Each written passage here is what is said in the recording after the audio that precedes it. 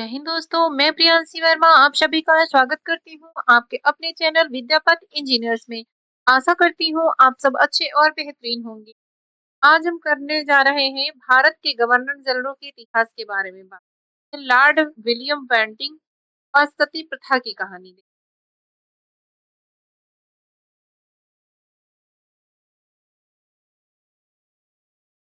जो ये Lord William Bentinck थे, ये 1828 से 1835 ईस्वी तक ये भारत के गवर्नर जनरल रहे। 1828 से 1835 तक ये जो है भारत में कई सामाजिक सुधारों के लिए माना जाता है, खासकर जो है सती प्रथा को समाप्त करने के लिए। तो ये सती प्रथा क्या थी? जो सती प्रथा थी, ये एक ऐसी परंपरा थी जिसमें किसी महिला के पति की मृत्यु के बाद से भी पति के साथ जो उसकी चिता होती थी, उस पर जिंदा जलाया जाता था। कई बार जो है यह काम वो खुद स्वयं ना अपनी मर्जी से करके जबरदस्ती कराया जाता था, जबकि कुछ मामलों में इसे धर्म और सम्मान के नाम पर सही ठहराया जाता। ये प्रथा की शुरुआत हुई, सती प्रथा की, ये कब से हुई? ये जो है पुराने समय में, जो प्राचीन समय था, वो कुछ जगहों पर शुरू हुई, लेकिन धीरे धीरे मध्यकाल और 18वीं सदी में यह बहुत ही ज्यादा फैल गई। खासकर सबसे ज्यादा बंगाल और उत्तर भारत के कुछ हिस्सों में यह बहुत ही अधिक देखने को मिलती। महिलाओं पर बहुत दबाव डाला जाता था। अगर कोई महिला सती नहीं होती, उसे समाज में अपमानित और अलग थलग कर दिया जाता, उसे धर्म और परंपरा का जो है एक हिस्सा मान लिया गया। जो इसकी सुधार की शुरुआत हुई वो कैसे हुई? जो राजा राम मोहन राय थे, उन्होंने जो है सती प्रथा के खिलाफ बहुत जोरदार आंदोलन चलाया। उन्होंने ही साबित किया कि हिंदू धर्म के ग्रंथों में सती अनिवार्य नहीं। उन्होंने सरकार से इसे बंद करने की मांग की। 1829 कानून बना, बंगाल सती रेगुलेशन 1829। लॉर्ड बेंटिंग जो थे, इन्होंने 1829 में एक कानून पास किया।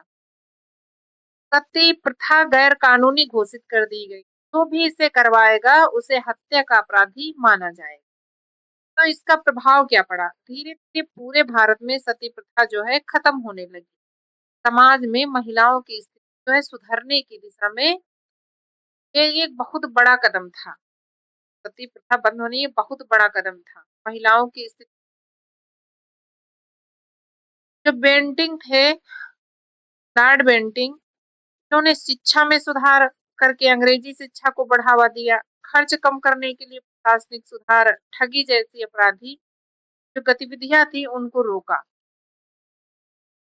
लॉर्ड विलियम बेंटिंग और राजा राम मोहन राय के जो प्रयासों से भारत में एक क्रूर और अमानवीय जो प्रथा थी ये समाप्त हो गई।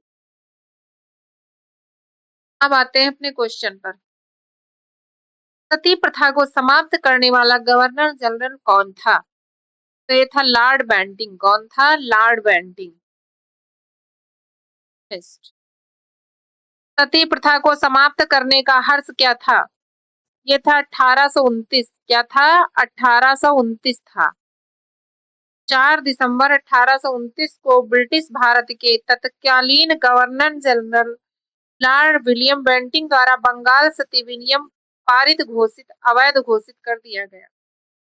नेक्स्ट, ठगी प्रथा के उन्मूलन का श्रेय किसे दिया जाता है? तो ठगी प्रथा के उन्मूलन का श्रेय जो है लॉर्ड बेंटिंग को दिया जाता है। किसको दिया जाता है? लॉर्ड बेंटिंग को दिया जाता है। लॉर्ड विलियम बेंटिंग के कार्यकाल के दौरान ठगी प्रथा का उन्मूलन किया गया था। नेक्स्ट, अंग्रेजी शिक्षा को बढ़ावा देने के लिए जो निर्णय था किसके समय लिया गया था? ये भी लॉर्ड बेंटिंग के समय लिया गया था। मैकाले की सिफारिश पर अंग्रेजी शिक्षा कब लागू हुई? मैकाले की सिफारिश पर अंग्रेजी शिक्षा लागू हुई 1835 को। 2 फरवरी 1835 को लॉर्ड थॉमस बैमिंगटन मैकाले ने 2 फरवरी 1835 को अपना जो है प्रसिद्ध मिनट प्रस्तुत किया था, विवरण जो होता किया। इस गवर्नर जनरल ने भारतीयों को उच्च पदों पर नियुक्त किया। ये थे लॉर्ड बेंटिंग। कौन थे? Lord Bentinck.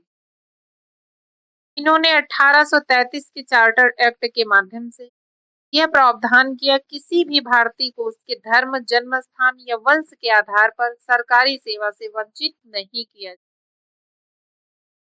1833 के चार्टर एक्ट का संबंध किससे है? से संबंध है प्रशासनिक सुधार से। किससे है? प्रशासनिक सुधार से।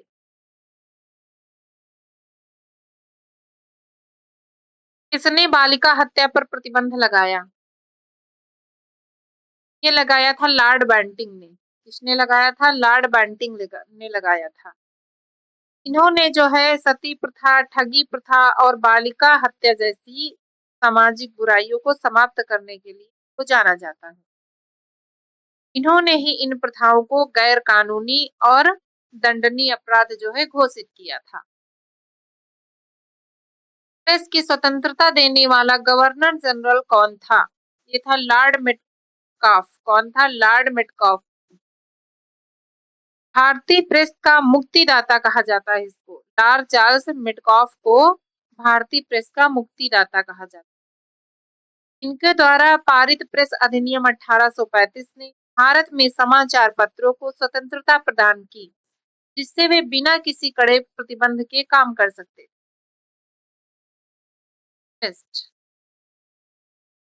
भारतीय प्रेस का मुक्तिदाता किसे कहा जाता है?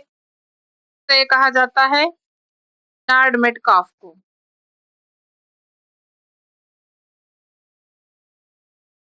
प्रथम आंग्ल अफगान युद्ध कब हुआ? ये हुआ था 1839 से 1842।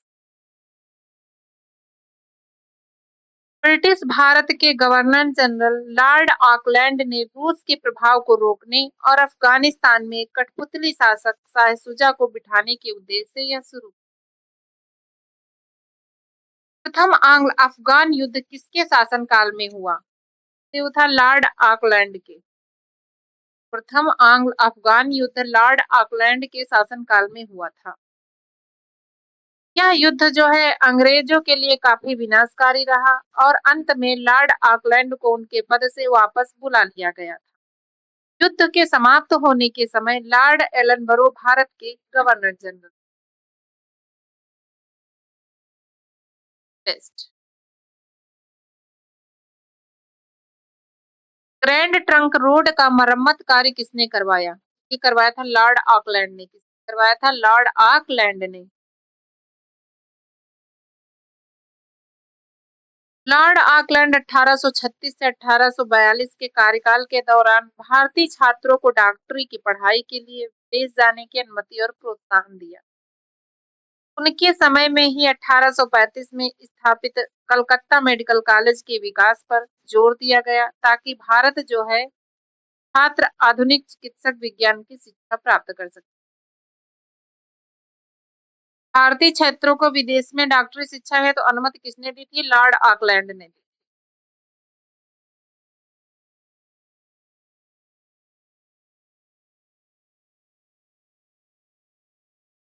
प्रथम आंग्ल अफगान युद्ध का अंत किसके समय हुआ? ये था लॉर्ड एलनब्रो के समय। कौन था? लॉर्ड एलनब्रो के समय।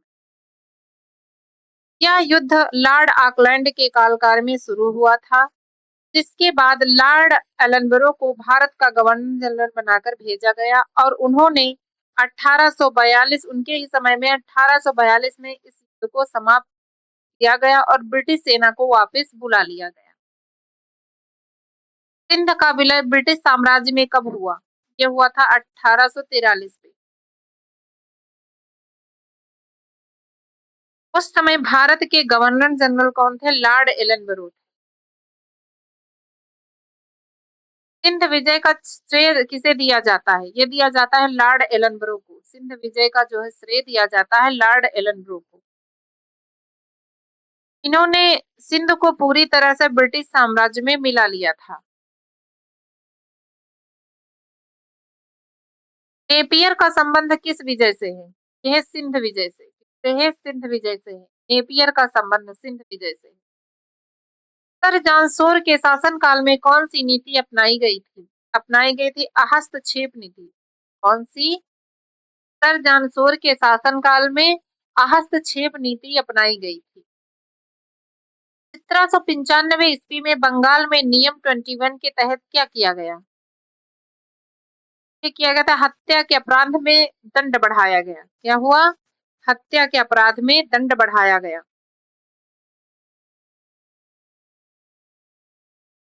लॉर्ड वेलेस्ली के समय किस नीति की शुरुआत हुई? सहायक संधि। लॉर्ड वेलेस्ली के समय सहायक संधि की जो है शुरुआत हुई थी। टीपू सुल्तान की मृत्यु किस युद्ध में हुई? ये हुई थी चतुर्थ आंग्ल मैसूर युद्ध में। टीपू सुल्तान की मृत्यु चतुर्थ आंग्ल मैसूर युद्ध में हुई। वह अपनी राजधानी श्रीरंगपट्टनम की रक्षा करते हुए वीर गति को प्राप्त हो गए थे। कब? 1799 में। 1806 ईस्वी में किस स्थान पर सिपाही विद्रोह हुआ? ये हुआ था विल्लौर में। कब हुआ था? विल्लौर में हुआ था। लॉर्ड वेलेस्ली के समय फोर्ट विलियम कॉलेज की स्थापना कब हुई? ये हुई थी 1800 में। कब हुई थी? 1800 में।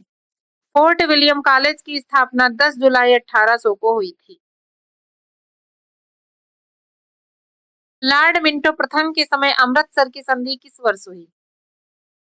ये हुई थी 1809 में। कब हुई थी? 1809 में हुई थी। चार्टर एक्ट 1813 किसके शासनकाल में पारित हुआ? ये हुआ था लॉर्ड मिंटो प्रथम के शासनकाल में। चार्टर एक्ट वो 1813 में के शासनकाल में पारित हुआ था, लॉर्ड मिंटो प्रथम के शासनकाल में। चार्ट जो ये था 1813 के चार्टर एक्ट था, इसने भारत में ईस्ट इंडिया कंपनी के व्यापारिक एकाधिकार को समाप्त कर दिया।